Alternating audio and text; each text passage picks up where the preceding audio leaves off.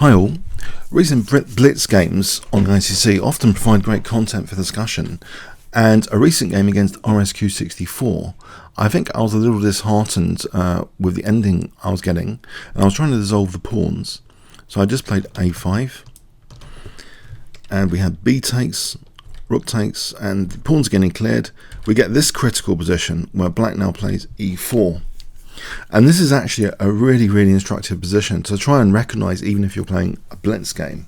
And it might happen after hours of a long game, and you don't want to, if you can salvage like half points, it's really worth knowing this sort of position. It's quite common. Rook and pawn endings are quite common, and this is a really important position actually. The characteristics of it make it the Philidor's position. It's a very well known established position. Basically a few conditions are met. My defending king is near the queening square of the pawn. Okay, so this pawn wants the queen at some point. The opposing pawn has not reached the 6th rank; it's on the 5th rank still. The opponent's king is not beyond the defender's 3rd rank, so this is my 3rd rank. It's on the 4th, and this is a really key point here. And the defender's rook, this is my rook, it should actually be on the 3rd rank, and I played a massive blunder here. We could put on a Kibitzer as well, but also I'm going to be referring to a table base just to make absolutely sure. The moves which defend, if we look at this sequence, there's technically quite a few moves which probably, more than one move that defends, but the most principled, I'll show you the most principled, is actually to play rook a3. And yeah, it's a drawn position, this position, because something very important about being able to perpetual check the opponent's king here. You try and encourage the opponent's pawn to go first, so the king not to be on such an aggressive square.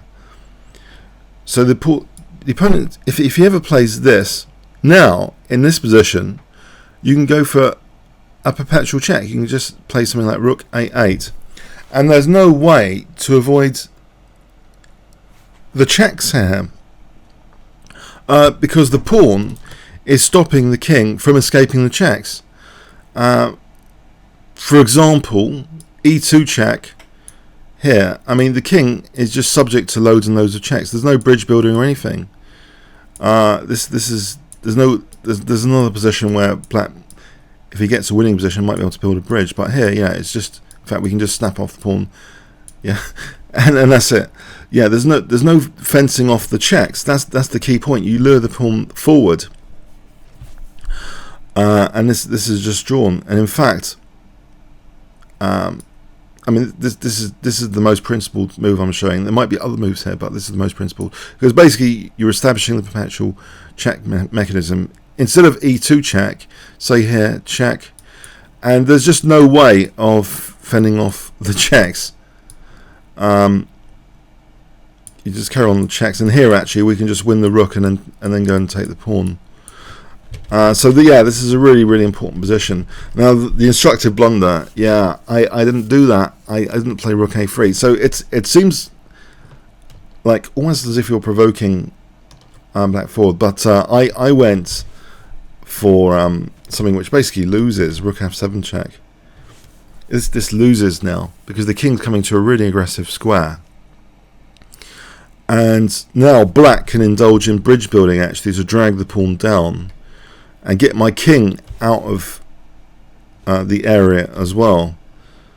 My king is now cut off in this position, and this became another famous endgame pattern, basically, where the king's completely away from the square, and now black is in a position to build a bridge. Lucena position, where black, it's called the Lucena, where black is building this bridge. Does a move like that and is able now to build this bridge for the king and win that, and my king's totally away from the queening square. I know it's really essential knowledge. very naughty for me to blunder like that. I apologise. But instructive for this video. So just in case you get this sort of position, you've got to get the pawn moving first.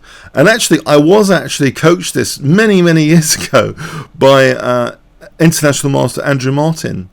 I remember him giving. I had like very few coaching lessons, but that was one of them that struck in my mind. And I thought it was pretty nifty back then. There's a great wiki article on this as well, with virtually the same sort of position that occurred in my blitz game. It really is the same sort of position. So it's really important, this position. Now let's imagine that after rook a3, black